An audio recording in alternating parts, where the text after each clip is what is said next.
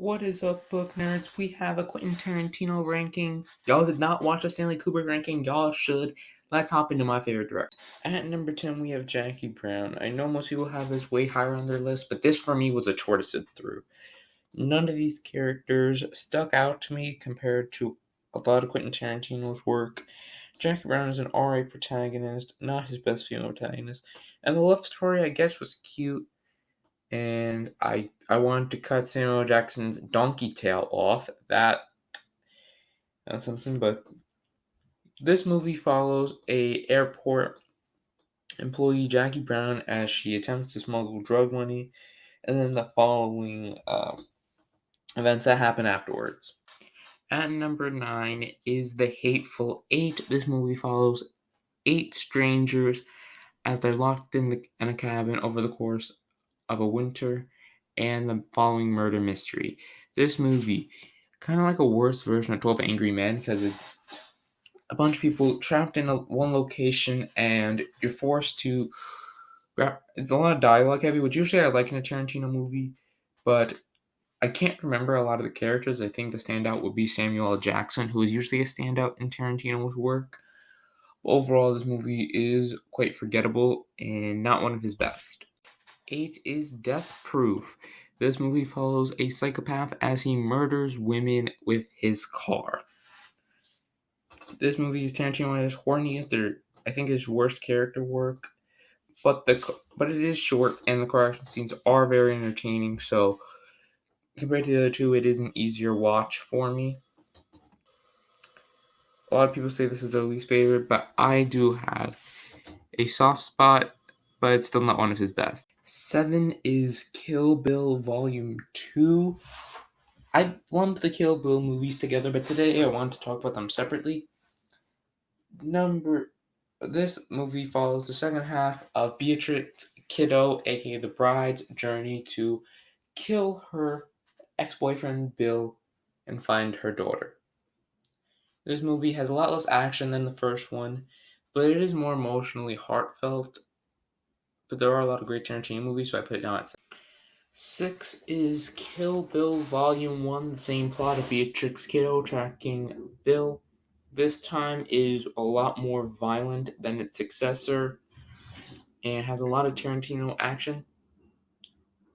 Kill Bill killing her ex-friends, and it's a lot of fun. 5 is Inglourious Bastards. I like it less than most people. This movie follows a bunch of Jew hunters as they attempt to kill and scalp Nazis, and they attempt the life on Hitler. This movie is a lot of fun. The opening is one of my favorite scenes in cinematic history. I know that is a quite basic take, but I'd say it's basic take for a reason. I was a bit underwhelmed by Brad Pitt's performance, but the ending is amazing.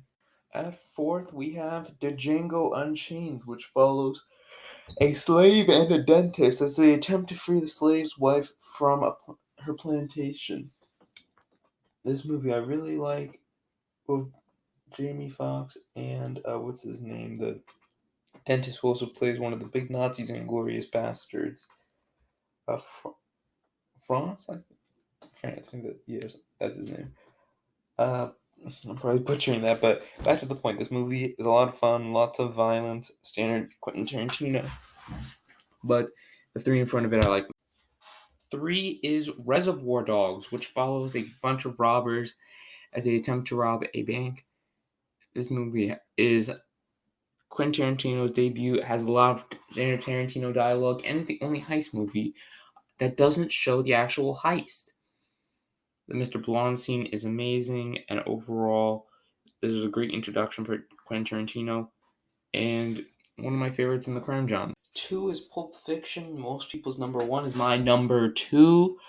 This movie follows two hitmen as one of them loves burgers, the other has a philosophical dilemma.